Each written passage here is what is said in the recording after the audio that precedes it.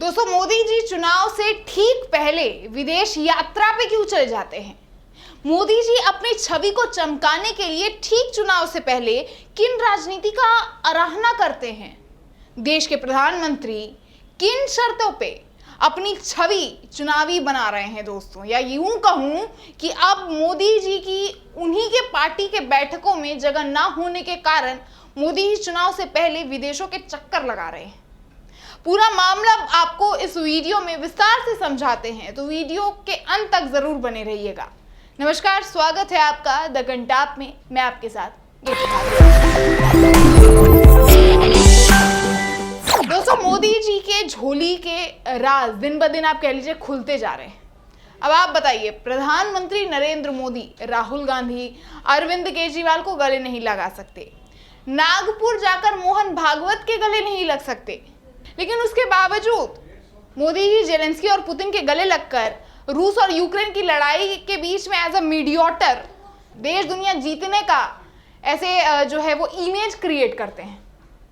दोस्तों, the wire के हरिशंकर व्यास ने ये रिपोर्ट छापी है, जिससे ये साफ पता चलता है कि मोदी जी के सारे विदेश दौरे ठीक चुनाव से पहले होने के कारण वो बस विदेशी दौरे जो है देश में चुनावों से पहले अपनी छवि चमकाने का जरिया बनकर रह गए हैं। उन्होंने लिखा है कि सोचें, कोई व्यक्ति वो शिखर पर अपने आप को शिव मानकर तांडव कर रहा है और एक दिन अचानक उसके पांव के नीचे से कि जमीन बर्फ खिसकी, वो शिखर से लुढ़का, तो क्या होगा? क्या वो तब तक लुढ़कता नहीं रहेगा जब तक पैंदे पर धम से गिर नहीं जाए? संभव ही नहीं जो वो वापस शिखर पाए या अदबीज कहीं थमे। फिर सत्य ये भी कि वो क्योंकि झूठे रास्ते एक लखोरी से शिखर पर था, तो ना उसे मदद का कोई हाथ मिलेगा और ना लुढ़कते हुए सही रास्ता सूझेगा।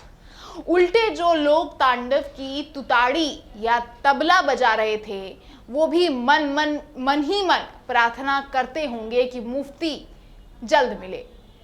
बहुत ही बेहतरीन तरीके से व्यास जी ने मोदी जी की झूठी चादर उठा दी और तरीका नरम रखकर अपनी बात भी रख दी।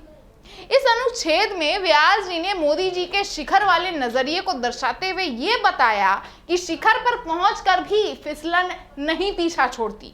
ठीक वैसे ही घमंड भी जब ज्यादा हो जाए तो उसकी हार उसका पीछा नहीं छोड़ती, जैसा कि बीजेपी को इस लोकसभा चुनाव में साफ तौर पर दिख चुका ही है। और अब विधानसभा चुनाव से पहले बैठकों में मोदी जी का नहीं दिखना मोदी जी के घमंड पर काफी ज्यादा एक तरीके से टीका टिप्पणी बिना किसी शब्द के ही हो जाता है। उनका कहना कि उन्होंने पहले भी कई प्रधानमंत्रियों को ऐसे शिखर से फिसलता हुआ देखा है और एक बार फिर उन्हें वो नजारा देखना नसीब हो रहा है।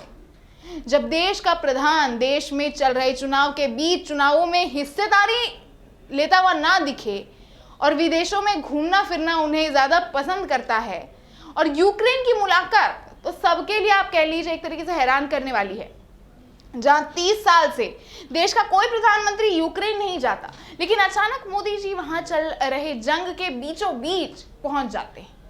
देश में मणिपुर की हालत मोदी जी को नहीं दिखती, बंगाल की हालत नहीं दिखती, कश्मीर की हालत नहीं दिखती, लेकिन यूक्रेन जाकर जेलेंस्की को संभालने चले जाते हैं।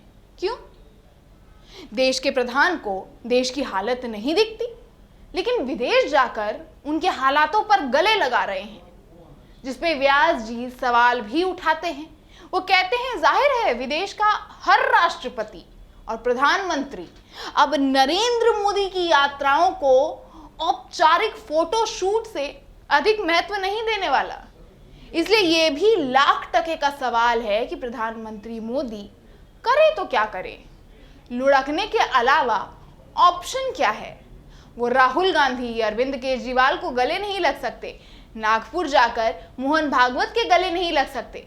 बावजूद इसके गलतफहमी है कि जेलेंस्की और पुतिन के गले लग यूक्रेन रूस की लड़ाई में मध्यस्थर यानी मीडिएटर की फूंफा से वे दुनिया जीत लेंगे।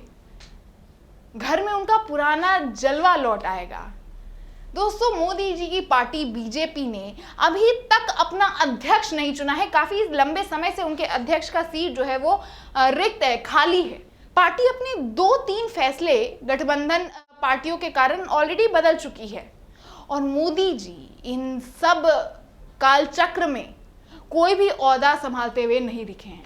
पार्टी के अध्यक्ष चयनित करने में मोदी जी को नहीं बुलाया जाता है, वो रहते नहीं हैं, जो कि जाहिर तौर पर मोदी जी की पार्टी में उनकी जगह बताता है।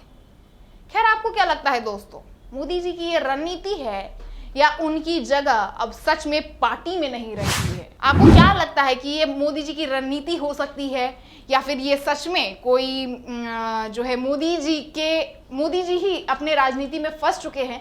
आपको क्या लगता है? आप अपने विचार, अपनी जो सोच है वो हमारे कमेंट बॉक्स में ज़रूर बताइएगा। रिपोर्ट आपको कैसी लगे वो भी आप हमें कमेंट सेक्शन में ज़रूर बताइएगा। साथ ही रिपोर्ट पसंद आए तो वीडियो को लाइक कीजिएगा, शेयर कीजिएगा। द कंटाप को अगर अभी तक आपने सब्सक्राइब नहीं किया है तो सब्सक्राइब भी कर डालें। फिर मिलते हैं देश दुनिया की तमाम खबरों के साथ, तब तक के लिए देखते रहिए द कंटाप।